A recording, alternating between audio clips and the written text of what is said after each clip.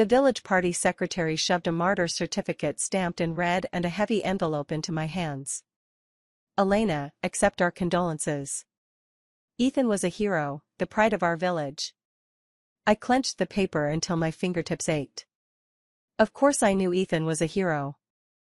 The hero deserted the battlefield and staged a grand escape so he could go back to the city and find his first love, making it look like he'd died honorably. He left only me, his wife of 1 year, to perform filial duties for him and take the blame in his stead. In my past life, I was a complete, utter fool. I waited widowed for him, served his parents, raised his younger siblings. I wasted 10 years of my youth. In the end, I was kicked out of the house when my successful younger brother got married. The reason given was that I, a widow, was bad luck. It wasn't until then that I learned Ethan hadn't died after all. He had long ago married and had children in the city, a happy family, and had become the young talent people spoke of. And I was the stain completely wiped away from his glorious life. Reborn into a second life, I returned to the turning point of fate. I stared at the condolence payment in my hand, 500 whole yuan. In the 70s, that sum was a fortune, enough for an ordinary family to lie flat for 10 years. My Ethan! I howled, collapsing to the ground, crying with a ripping grief, breathless. I cried more genuinely than anyone, my acting was dialed all the way up. Mother-in-law Agatha and sister-in-law Lila leapt forward like starving wolves. Elena, you mustn't do anything foolish. Yes, sister-in-law, the dead can't be brought back to life. You have to take care of your health for the Zhou family. They flanked me, one on each side, pretending to support me, but their hands seemed to have eyes of their own, heading straight for the envelope in my lap. That greedy expression was exactly the same as in my previous life. I cried even harder, flopping on the ground and refusing to get up no matter how they pulled. My money! The money Ethan earned with his life. I cried, clutching the envelope like a mother hen protecting her chicks.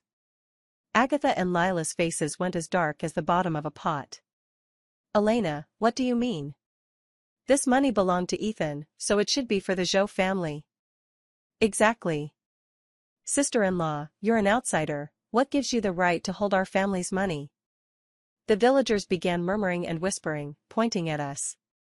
The village party secretary couldn't stand it, he frowned and cleared his throat. This compensation is the state's for the widow of a martyr.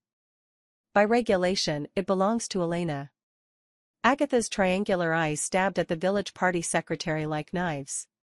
She'll remarry sooner or later. Why should this money go to her? She's the wife our Zhou family bought with money. Hearing that, my sobs paused. True, I will remarry someday. But not after you drive me out. I will marry again in full glory of my own choosing. I lifted my tear-streaked face, looked around at the faces, some sympathetic, some there for the spectacle, braced my hand on the doorframe, and stood up, trembling. I will not remarry. Agatha paused, a flash of calculating satisfaction crossing her eyes. I knew it, Elena is sensible. I ignored her and continued, in a voice not loud but clear enough for everyone to hear, Ethan is a hero, I cannot let him die out. Everyone fell silent, waiting for me to continue. Fine, then let's play big. I drew a deep breath and dropped a heavyweight bomb. I've decided, we'll take a live-in son-in-law from the village, to carry on the Zhou family line for us. My words hit like a boulder thrown into a compound. The whole courtyard erupted in an instant. Take a live-in son-in-law? Is Elena crazy? Cloaking herself in the martyr's name and already hunting for a man? The nerve! Her husband's barely cold. My mother-in-law Agatha was the first to react, like an enraged lioness lunging at me. You shameless hussy! My son just died and you're already thinking of taking some random man. Her palm rose high, about to slap me across the face. I didn't flinch. I only said softly, go on, hit me. Try touching a single one of my fingers. I'll march straight to the County Women's Federation with the martyr's widow card and complain that my in-laws tormented me, forcing me to hand over the death benefits. Guess whether Ethan's halo of heroism will still hold up. Agatha's hand froze midair, her face shifting between green and white like a paint palette. Lila screamed from the side, "How dare you? You killed my brother and now you want to ruin our family's reputation." I sneered, turned to the village party secretary, and began my performance. "Secretary, you tell me what's fair. I'm a woman, I can't be expected to live out my life as a perpetual widow, can I? All this is for continuing the Zhou family line. What's wrong with that? The son I brought in as a son-in-law, his firstborn is surnamed Zhou and will carry on Ethan's line. Isn't that only natural?" My speech was reasonable and noble, a portrayal fit for the widow of the year. The village secretary was a straightforward man, he puffed on his dry tobacco, and after a long moment nodded. "What Elena says, makes sense. If she remarries, that pension, the honor of being a martyr's family, will have nothing to do with your Zhou family anymore. Now she's willing to bring someone into the house and leave an heir for the Zhou family, what else are you dissatisfied with?" Agatha trembled with rage, pointing at my nose as she cursed. "She just wants to use our Zhou name to openly keep a man." "I won't agree." "Absolutely not. Mom." I looked at her calmly. "Whether you agree or not doesn't matter. On the martyr's certificate, the widow's name is mine. This family, now I make the decisions." My tone was soft but edged with ice. It was probably the first time Agatha had seen me so domineering. For a moment she was cowed. She was used to my previous submissiveness, thinking I was still that soft pear she could squeeze at will. Everything's upside down. The world is turned upside down. She plopped down on the floor and launched into her usual routine, slapping her thigh and throwing a tantrum. "Oh God. My poor son. Open your eyes and look. Your wife is going to cheat on you." Lila joined in the wailing, the two of them sang and echoed each other so loudly that anyone who didn't know better would think I had dug up the Zhou family ancestral grave. I was tired and too lazy to perform for them anymore. I took the compensation money and the martyr certificate, turned back to the little room Ethan and I shared, and locked the door behind me. No matter how they screamed and cursed outside, I pretended not to hear. I leaned against the door and slowly slid down to the floor. Touching the cold ground, the despair from the night I was driven out of my home in my previous life surged up in my chest again. But this time it was different. I had money in my hand, and the mantle of being a martyr's family member as a talisman. "Ethan, Agatha, what you owe me, I'll collect back down to the last cent, with interest, bit by bit." The next day, I pasted a big red sheet of paper on the village bulletin board. "Seeking a son-in-law. 3 requirements, simple and blunt. 1. Of upright character, registered in this village. 2. Agrees to be married into the family, the firstborn will carry the surname Zhou. 3. Physically healthy and able to work." The whole village was in an uproar. I, Elena, became everyone's after-dinner joke. But soon, someone came knocking at my door. The one who came calling was the village loafer, Ricky. He wore a leering grin, his beady green eyes sliding over me in a sticky, intrusive way. "Elena, little sister, what do you think of me? I'll take good care of you, make you comfortable, and get you to give the Zhou family a big healthy boy." My mother-in-law Agatha stood behind him, a conspiratorial smile playing at the corner of her mouth. Good heavens, this is the match she found for me. Ricky was lazy and thieving, known in the village as a scoundrel. She wanted me to jump into another pit of fire. The more I was tormented, the more justified she'd be in taking all the benefits. Looking at Ricky's rotten face, my stomach churned. "Get out," I spat coldly. The grin on Ricky's face froze. "Hey, you little wench, you shameless? You're lucky I set my sights on you." He reached out to grab me. I didn't move, I only pushed the brand new Martyr's family badge on my chest a little further forward. "Try touching me again and see." "Bullying a martyr's widow, what kind of crime is that? Want me to have the party branch secretary read it out for you?" Ricky froze, a flicker of apprehension crossing his eyes. Agatha, anxious behind him, gave him a shove. "What are you afraid of? What can a woman like her do to you?" Get it done today, she'll be yours. With someone backing him, Ricky grew bolder, rubbing his hands as he closed in on me. Girl, give in to me, I guarantee I'm better than that deadbeat husband of yours. I looked at him and suddenly laughed. I turned, grabbed a woodcutting axe from behind the door. Come on then. I held the axe up against my chest, the blade glinted with a cold, murderous light in the sun. I smiled in a way that made him feel a chill. My husband was a hero. Even as his widow, I won't disgrace him. If you dare lay a hand on me today, I'll carry out heaven's justice and split you down the middle, you calamity. Anyway, I'm a martyr's widow. Even if I kill a scumbag, at worst it'll be excessive self-defense. You? Want to gamble your rotten life on that? Ricky was stunned into silence by my threat. He looked at the axe in my hand, then at my face, which showed no fear, and his legs went to jelly. He was just a coward who picked on the weak and feared the strong. You madman. You're a lunatic. He spat, hurled an insult, and scrambled away on all fours. Agatha stamped her foot in fury. Elena. You jinx. Do you want to ruin our Zhou family or what? I hefted the axe and walked toward her step by step. She retreated in terror until she plopped down on the ground. I'll say it again, I decide this household now. If you dare bring those disreputable people here to me again, next time this axe won't necessarily be aimed at anyone in particular.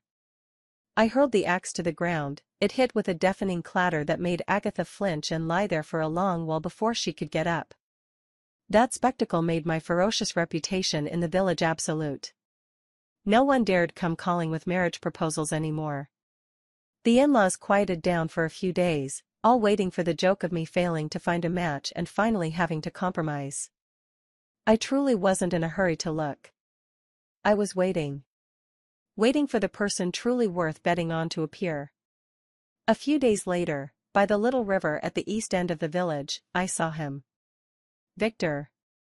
The man who had been discharged because of a leg injury, treated as a cripple by the whole village and shunned by everyone. He was sitting by the river, silently washing clothes, yet his back was as straight as a rifle. The afterglow of the setting sun rimed him in gold, like a solitary wolf crouched in wait, both forlorn and resolute. It's him. I walked straight toward Victor. He heard the footsteps, shot his head up, his gaze carrying the alertness peculiar to a soldier. It was a sharply defined face, wheat-colored skin, eyes as deep as a pool. He saw that it was me and his brow tightened almost imperceptibly. He had surely heard those rumors about me. Something, he said, his voice low and hoarse. I didn't beat around the bush, I got straight to the point. You should have heard about me taking a live-in son-in-law. He said nothing, only looked at me, his eyes examining. I choose you. I spoke the 3 words and clearly saw the wariness in his eyes shift to astonishment, then be covered by a layer of cold ridicule. Choose me? A cripple? He laughed self-mockingly. Elena, are you pitying me, or insulting me? Everyone in the village said he was ruined, that his life was over. He shut himself in his house like a wounded lone wolf, licking his wounds alone. I'm not pitying you, nor insulting you. I crouched down to look him in the eye, my expression serious. I'm proposing a deal.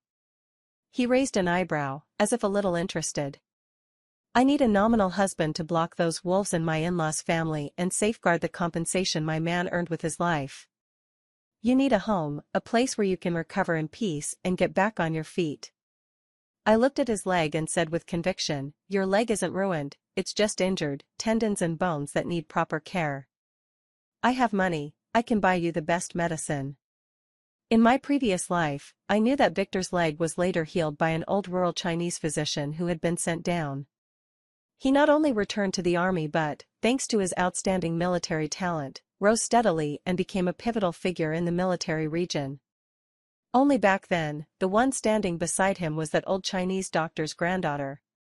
As for me, I was still struggling to death in the Zhou family's mire. Victor fell silent, his eyes sharp as if trying to read some plot or trick on my face. I returned his gaze calmly. I have only one condition. After we marry, in name you'll be the one who marries into my family, but we'll live separate lives and not interfere with each other. When the time is right, you can leave whenever you want. As for the child, I didn't mention it. I knew he was proud at heart and wouldn't want his child to carry the Zhou surname. Why me? He finally asked. Because you were a soldier, you're an upright man. I stood up. I trust your character, you won't be a scoundrel like Ricky, coveting my money, and you certainly won't bully me. Of course, you can refuse. At worst I'll take the compensation and run off to a place where no one knows me, and I'll still live just fine. I finished speaking and turned to leave, giving him no pressure. I knew he would agree. For someone who had plunged to the bottom and tasted the chill of human kindness, he wouldn't miss any chance to pull himself out of the mud. Sure enough, I hadn't gone far when his voice came from behind me. I agree. I stopped, turned back, and smiled at him. Tomorrow, I'll take you to my family's to propose. This proposal visit, of course, was to my house, to face my unyielding mother-in-law. A hard battle still lay ahead. The next day I led Victor into the Zhou family courtyard. Victor had changed into a clean, worn military uniform, his hair was neatly combed. Though he still walked with a slight limp, his back was straight as a rod and his presence undiminished. Agatha and Lila were in the yard picking vegetables. When they saw us, the expressions on their faces were something else. Elena! You actually dared to bring some wild man home. Lila screamed, leaping up. Agatha dropped the vegetables in her hand, put her hands on her hips, and glared at Victor with slitted eyes. I wondered who it was, turns out it's you, you cripple. She looked Victor up and down, full of contempt. Elena, are your eyes blind? You could have chosen a perfectly fine person, and instead you go for someone disabled? Her words were meant both to humiliate Victor and to jab at me, assuming I couldn't find anyone and would have to scramble for scraps. Victor's face darkened instantly, his fists clenched until they creaked. I held his hand back, stepped forward, and stood between him and her. Mom, his name is Victor. He's the son-in-law I picked for you. I chose him precisely because he served in the military, his leg was wounded while defending the country. Like Ethan, he's a hero. Someone like that is absolutely trustworthy in character. Leaving the Zhou family's line to him puts my mind at ease, and Ethan's spirit can rest in peace. My words left Agatha utterly speechless. She couldn't say the hero was bad, could she? Wouldn't that be slapping her own son Ethan in the face? You're talking nonsense. He's just a cripple. He can't do heavy work. How will he provide for the family in the future? Agatha struggled for a moment before finding something to attack. Who said he'd have to provide for the family? I laughed. I have money. I took the envelope with the cash out of my pocket and waved it in front of her. Ethan's compensation is enough for us to live on. Not only that, I'm going to use this money to get Victor's leg treated. You. Agatha's eyes were red as she stared hard at the envelope, as if she might leap forward to snatch it. Elena, are you crazy? That money belongs to Ethan. How can you spend it on an outsider? He's not an outsider. From today on, he's my man, the Zhou family's live-in son-in-law. I took Victor by the hand and went straight into my little room, locking them out. Elena! Come out here. You squanderer! Agatha's shouts and the pounding on the door were relentless. Victor stood in the center of the room, looking at me with a complicated expression. You didn't have to do this. Do what? I asked without looking up, tidying the room as I spoke. For me, making such a scene with them, he said quietly. And saying you'd use your money to pay for my leg treatment. That's not my money, it's Ethan's compensation, I corrected him. And I'm not doing it for you, I'm doing it for myself. I need a powerful ally, someone who can keep them in line. You are the best candidate. I handed him a bundle. These are a few new clothes I had made for you. Put them on first. We'll register tomorrow. I hadn't prepared any bridal gifts. Instead, from the condolence money I took 100 yuan and, in the name of a dowry, shoved it to him. Keep this money as a deposit for our partnership. From now on I'll be responsible for your leg injury, your living expenses. All you need to do is stand by me when I need you. This gesture, in this era, was nothing short of earth-shattering. Victor gripped the stack of bills, his hand trembling slightly, and stared at me for a long, long time. Elena, aren't you afraid I'm a fraud? That I'll take your money and run once my leg is healed? I smiled.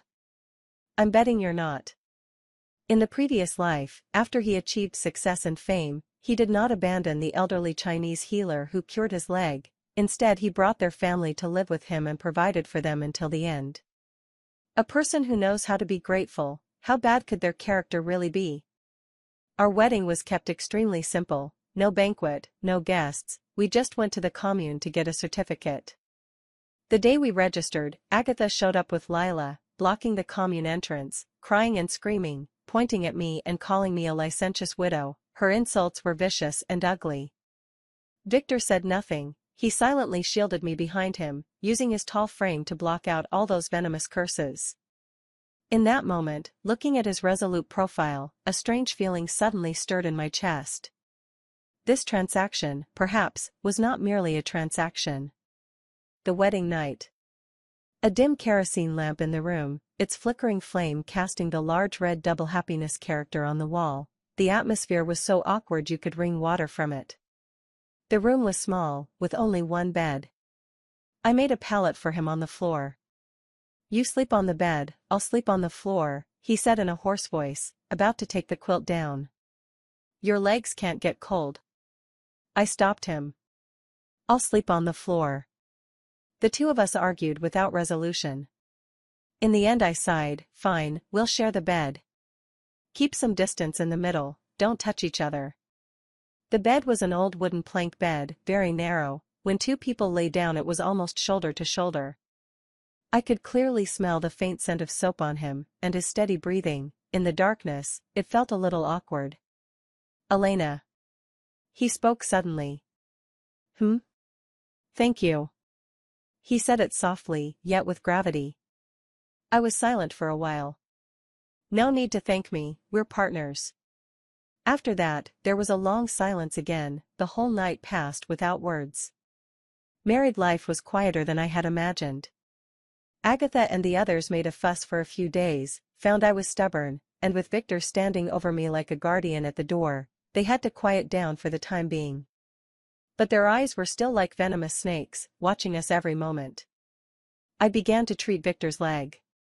I had someone buy large quantities of herbs from the county Chinese pharmacy, boiled medicine every day, applied hot compresses and massaged him.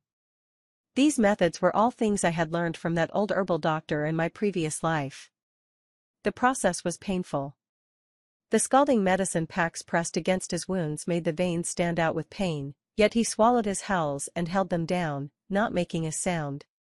When I pressed his acupoints, the muscles under my hands were as hard as stone. If it hurts, just say so. He shook his head and looked at me, some emotion I couldn't read in his eyes. This little pain, compared to the battlefield, is nothing. Besides treating his leg, I kept finding ways to cook him delicious food. Braised pork, steamed white buns, things that the villagers considered extravagant became everyday fare in our home. Victor's body healed at a visibly fast pace, his complexion grew ruddy, and he put on some weight. That day I had been simmering a pot of chicken soup and was just about to bring it to him when Agatha and Lila barged in, following the aroma. Bravo, Elena. Our whole family is gnawing on coarse corn buns, and you're holed up at home eating like a queen. Lila pointed at my nose and cursed. Agatha was more direct, she reached for the pot in my hands. This was bought with our Zhou family money. Give it to me. I stepped aside to avoid it, the chicken soup spilled everywhere, and the scalding broth splashed onto the instep of my foot, instantly reddening a patch of skin. What are you doing? Victor heard the commotion and came out from the inner room. Seeing the scene, his face went cold as ice in an instant. He strode over to stand in front of Agatha, his tall figure carried an overwhelming sense of pressure. Get out. His voice was not loud, but it carried the force of 1,000 weights. Agatha took a step back, intimidated by his presence, but she quickly straightened her spine. "You freeloading cripple. What right do you have to boss me around? This is my son's home. Now, I make the decisions here," Victor said coldly. "Elena is my wife. Whoever bullies her is picking a fight with me, Victor." Though he limped, the authority of a soldier remained, making Agatha's insides churn with unease. You just wait." She spat a vicious line, grabbed Lila, and slunk away. I looked at the mess on the floor, then at the blisters forming on my feet, and felt a sudden surge of grievance. Victor crouched down and carefully inspected my injuries. When his fingers touched my skin, the warm sensation made my whole body stiffen. "Does it hurt?" He looked up at me, his eyes full of guilt and concern. "It's my fault for being useless, not being able to protect you." I shook my head, and suddenly felt that this deal seemed to be getting more and more worthwhile. The burn on my foot wasn't serious, but Victor was unbearably anxious. He rummaged through the drawers, found some burn ointment, and carefully applied it to me. That night he insisted on sleeping on the floor, saying he was afraid of touching my wound. I couldn't argue with him, so I let him. In the middle of the night I was awakened by a stifled groan. It was Victor. By the moonlight I saw him curled up on the floor, trembling all over. His leg wound had flared up again. I hurried out of bed and lit the kerosene lamp. "What's wrong? Is your leg hurting again?" He gritted his teeth, sweat beading cold on his forehead, unable to speak a single word. I knew the medicine was taking effect, activating the blood, dispersing the stasis, unblocking the clogged meridians, a process no less agonizing than having flesh scraped from bone. I helped him lie back on the bed, brought hot water, and wiped his sweat with a towel. "Hang on, it will pass soon." He seized my hand with a grip so strong it felt like he could crush my bones. I bit back the pain and didn't pull away. I stayed with him like that until dawn, and only then, utterly spent, did he fall asleep. Looking at his pale, exhausted sleeping face, I felt a jumble of emotions. I began to doubt whether everything I had done was truly worth it. At dawn, Victor woke up. Seeing the bruise under my eye, he said guiltily, "I'm sorry for making you worry again." He struggled to get out of bed. "I'll go make breakfast." "Stay right where you are," I snapped. "From today on, you don't have to do anything. Healing your injuries is the top priority." He looked at me and suddenly laughed. "Elena, you really look like my wife right now." My face flushed in an instant. What nonsense. "We're business partners." I said that, but my heart felt as if it had been bumped by something, a fond stumbling and fluttering within. In the days that followed, I watched him even more closely, and the villagers' gazes toward me grew stranger and stranger. "Elena has truly lost her mind, doting on a cripple like he's a treasure," they said. "I think she's truly fallen for that Victor. A widow who brings bad luck, a lame cripple, they suit each other well." I let those idle words wash over me. That day the postman brought a letter addressed to Victor. The envelope bore the military insignia. When Victor saw the letter his hand visibly trembled. He opened it and read quickly, but his face grew increasingly grave. "What is it?" I asked. He handed me the letter. It was from his former commanding officer, saying that due to changes in military policy, he could be assigned to the logistics department of the military region to take a civilian post. This was a once-in-a-lifetime opportunity. My chest tightened. That meant he would be leaving. Would our collaboration have to end as well? "Are you planning to go?"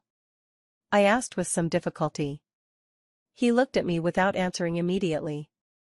The room was silent. I could hear my own heartbeat, thump, thump, pounding and making me uneasy. If he left, what would I do? Agatha and the others would bully me even worse. I suddenly realized that, before I knew it, I had already begun to depend on him. "I'm not going." I froze. "Why?" "This is such a great opportunity. My leg hasn't healed. Going would just be a burden to the unit." But your leg is already much better. You can recover slowly. I cried. Elena. He cut me off, his gaze burning into me. I'm leaving. What will you do? His question stopped me. Right, he's leaving, what will I do? I had never thought about it, or rather, I had deliberately avoided the question. I kept telling myself that what I had with him was only a transaction, when the deal ended, we'd part ways. But now, I found I couldn't bear to let him go. I can take care of myself, I said, trying to sound tough. Really? He smiled, a trace of bitterness in it. You can't even carry a bowl of soup without dropping it, and you expect to take care of yourself? He was referring to the time Agatha made a scene and I got burned. My face flushed again. That was an accident. I don't want an accident like this to happen again. He looked at me steadily. I won't leave until you're completely safe. My heart skipped a beat. I didn't know what to say, so I lowered my head and pretended to sort the herbs. The air was filled with an indescribable, ambiguous feeling. From that day on, our relationship shifted in subtle ways. We stopped stressing the partnership and, like an ordinary married couple, went on living quiet, warm days. His leg, under my careful care, improved day by day, from the limping that began it, to later being able to walk normally. He began helping with the chores at home, chopping wood, carrying water, and even cleared a small patch of wasteland to plant vegetables. The way the villagers looked at him shifted from contempt to surprise, then to admiration. A cripple, by sheer will, had forced himself back to his feet. Agatha and the others' looks toward us also changed, from schadenfreude to jealousy and malice. That day, I came back from outside and saw from afar a crowd gathered at our door. Agatha and Lila were talking to a stranger in a suit with gold-rimmed glasses. My heart skipped a beat, a bad premonition washed over me. Only when I got closer did I make out what they were saying. Comrade, you have to stand up for us. That Victor is a fraud. He cheated us out of the Zhou family's compensation and even stole my son's wife. The man who looked like a cadre frowned, his face grave. Is that true? The rights of martyrs' families must be protected. He saw me and immediately came over. You must be Comrade Elena, right? I nodded. We received a report saying you were forced into a second marriage and that your pension has been embezzled. Don't worry, the organization will stand up for you. I looked past him and, seeing the triumphant smiles on Agatha and her daughter's faces, understood in an instant. They had called in reinforcements, planning to use the organization's power to wrest me away from Victor and seize the pension back. Victor heard the noise and came out of the room. When he saw the man, his face changed. Instructor? The man was also stunned. Victor? What are you doing here? Oh. So this cadre-looking man was Marcus, Victor's former instructor in the military. This time I came to the county on business and dropped by to see Victor. As it turned out, I ran into Agatha and the others at the village entrance and was mistaken for a high-ranking official. Now things had become interesting. Cadre, this is my wife, Elena. Victor introduced me to Marcus, his tone natural and steady. Wife. Marcus was so stunned his eyes nearly popped out. He looked at me, then at Victor, then at the bewildered Agatha and her daughter beside him, his mind unable to catch up. Agatha grew anxious. Comrade. Don't listen to his nonsense. This woman is my daughter-in-law. He's the thief who stole my daughter-in-law. Marcus frowned. Madam, first make the situation clear. Victor is a soldier I brought up. I trust his character. So I recounted the whole story, every detail, from start to finish. From Ethan's death, to receiving the compensation, to Agatha forcing me for money, my helpless announcement to take a son-in-law, then my choice of Victor, and finally the various humiliations Agatha and the others put me through after the marriage. I spoke neither meekly nor arrogantly, my points clear and orderly. The more Marcus listened, the darker his expression grew. When he heard Agatha suggest marrying me off to Ricky, he slammed the table. Nonsense. Absolute nonsense. He glared at Agatha, his eyes blazing with anger. The honor and rights of a martyr's family are protected by the law of the land. What you are doing is illegal. You are smearing the name of our heroes. Agatha flinched at his shout, her arrogance instantly diminished by half. I was only trying to do what's best for the Zhou family. For the Zhou family's sake? Marcus sneered. I think you're just after that compensation money. He turned to me, his tone much gentler. Comrade Elena, you've been wronged. Choosing to be with Victor is your choice. You are a lawful couple and protected by the law. If anyone dares to bother you again, come straight to my office. Marcus's words were equivalent to stamping our relationship with Victor with official approval. Agatha and Lila's faces drained to the color of congealed liver, caught stealing and losing everything. The villagers gathered around to gawk and began pointing at them.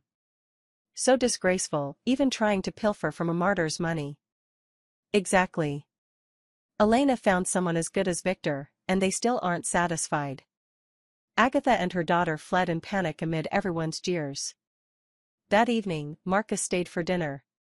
Seeing that Victor could already walk properly again, he was so moved that tears brimmed in his eyes. Victor, I knew it, you're a real man, you won't be knocked down that easily. He brought up Victor returning to the unit again, this time you can't refuse. The army needs someone like you. Victor was silent and looked at me. I smiled at him.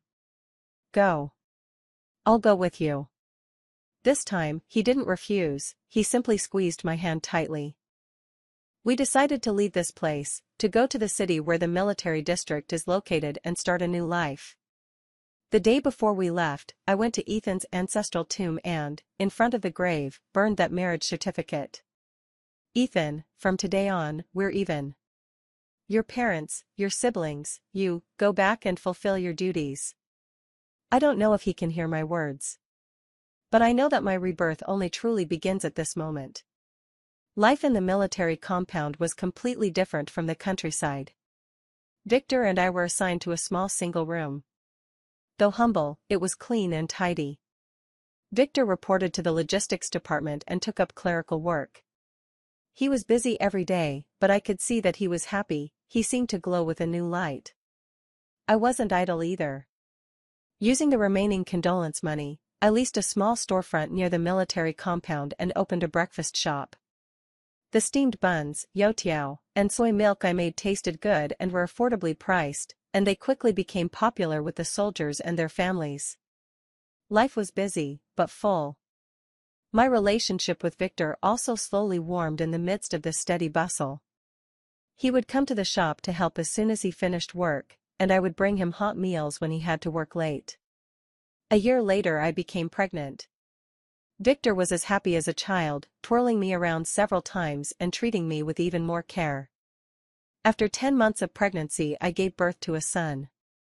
Holding the tiny baby, Victor's eyes were red. He named the child Noah.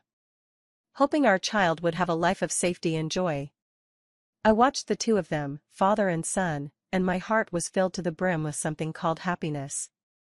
I completely forgot the Zhou family, forgot those unbearable pasts, thinking life would go on quietly like this forever. Until that day, the arrival of an unexpected guest.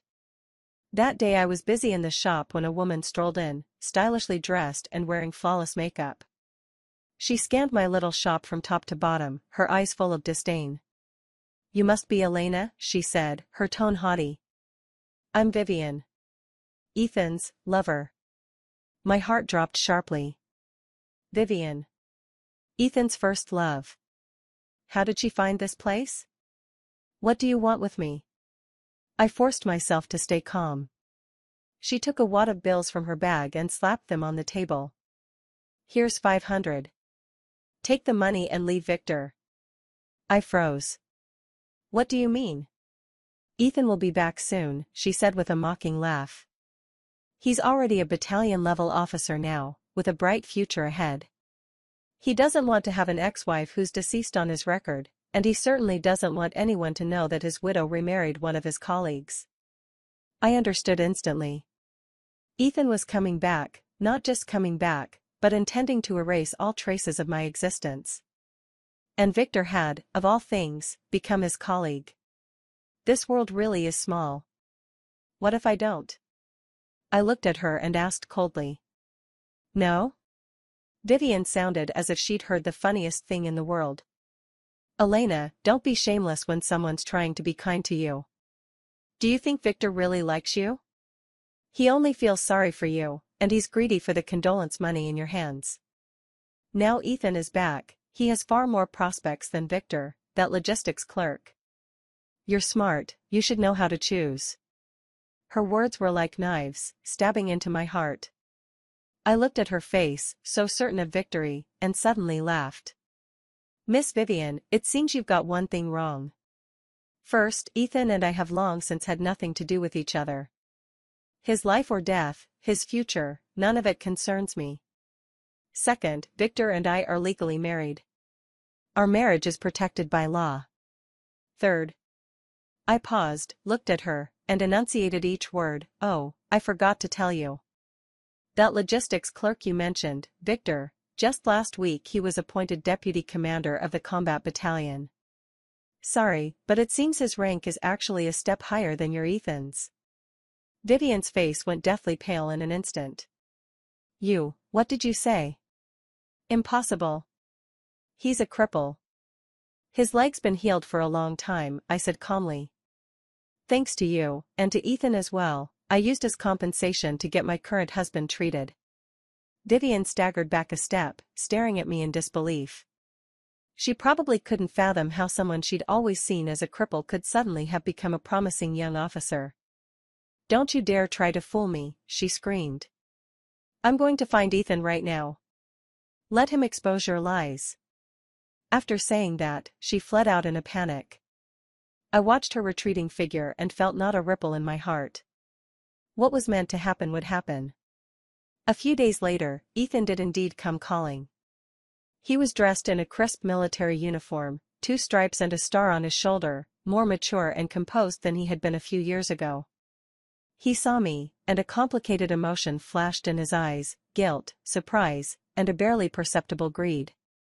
He probably noticed that my breakfast shop was doing well and that my life was stable now. Elena, he said, his voice a little dry. I ignored him and kept my head down, folding the buns. Elena, I know, it was my fault. He stepped in front of me and lowered himself. Back then I had no choice. My family was poor, Vivian's father was a military district official, and only by being with her could I become what I am today. I'm back now. I'll make it up to you. Whatever you want, I'll give you. He thought I was still that foolish woman who loved him to the point of losing herself. I stopped what I was doing, looked up, and watched him quietly. Ethan, do you think everyone should revolve around you? He froze. You could fake your own death to save your career, abandon your wife. Now that you're back and find your widow doing well, you want to use a few small favors to make me gratefully get lost so you and your first love can fly away together? On what grounds do you assume I'll do as you wish? My words were like a resounding slap, striking his face hard, his expression instantly turned extremely ugly. Elena. Don't be ungrateful. I'm a battalion commander now. Battalion commander? A cold voice, carrying the rust and bite of the training ground, crashed in. Victor, at some unknown moment, was already standing in the doorway. He had just returned from the training ground, still wearing his fatigues, his body covered in sweat and dirt, yet exuding an aura that made the hairs on one's neck stand on end. He walked in step by step, stood beside me, shielded me behind him, and looked at Ethan with a cold, cutting gaze. Ethan, if I remember correctly, you were only the deputy battalion commander, right? Since when did you get promoted to battalion commander? When Ethan saw Victor, his pupils suddenly contracted, and the color drained from his face at a speed visible to the naked eye. Victor. Company commander, he stammered, his waist bending unconsciously. He could never have dreamed that his widow's current husband would turn out to be his direct superior. I'm not your company commander. Victor corrected him. As of today, I am the operations company commander. And you, Comrade Ethan, I now have serious suspicions that you are involved in deceiving the organization and forging a proof of sacrifice. Please come with me to the disciplinary inspection committee and explain everything. Ethan was completely broken. Like a lump of rotten mud, he was led away by 2 military police. He never dreamed that his debut as the center would lead him straight to the pyre. Until the end he couldn't understand why the rural wife he had discarded like trash became the wife of his immediate superior, why the cripple in his eyes became someone he could only look up to. His life, at the moment he thought he had most reason to be proud, collapsed with a thunderous crash. The investigation results came out quickly. Ethan was found guilty of forging a death certificate and deceiving the organization. He was discharged from the military and sent to a court-martial. Vivian's father, that military district official, cut ties with Ethan immediately to protect himself. Vivian, without hesitation, abandoned him as well, a dog with no home. A carefully planned escape ended up a ludicrous farce. Ethan's family in the village had a hard time too. When the truth of Ethan's faked death reached the village, the Zhou family became the village's joke and shame. Agatha and Lila were reduced to pariahs, hissed at by everyone. They say Agatha couldn't handle the shock and went mad. She sits at the village gate all day, telling anyone who will listen that her son is a hero and was framed. And none of that had anything to do with me anymore. I lived my little life with my son Noah and Victor. My breakfast shop grew more and more successful, and Victor rose through the ranks in the military on his own merits. A few years later, he became the youngest regiment commander in the district. We moved into the spacious, bright housing for regiment-level officers' families, and Noah reached school age, smart and sensible. Sometimes, when I look at the smiling version of myself in the mirror, I feel a little dazed. If I hadn't been reborn, my life would probably have been one of bearing Ethan's martyr mantle, being worn down by his family until I died, and finally turning to a handful of dust, neglected and forgotten. It was Victor who pulled me out of that mire. It was he who gave me a home, who gave me a new life. That night, Victor came back from outside and handed me a small red booklet. It was the property deed, and my name was written on it. This is what I bought with the allowances I've saved over the years. I wrote your name on it. He scratched his head sheepishly. It's not much, but at least in this city, we finally have a real home that belongs to us. I looked at him, my eyes a little wet. Are you stupid or what? Why would you write my name? You're mine, my medal of merit, all of it is yours. He pulled me into his arms, resting his chin on the top of my head, his voice low and gentle. Elena, thank you. Thank you for choosing me back then. I leaned against his warm chest, listening to the steady beat of his heart, and felt a profound calm. I lifted my head and pressed a gentle kiss to his lips. No, it's I who should thank you. Thank you for letting me know that being loved by someone feels like this. Thank you for giving my life another possibility. Ethan, thank you for the favor you did back then. Everything you once schemed and longed for is now within my easy reach. And what I gained was a happiness you will never, ever be able to reach.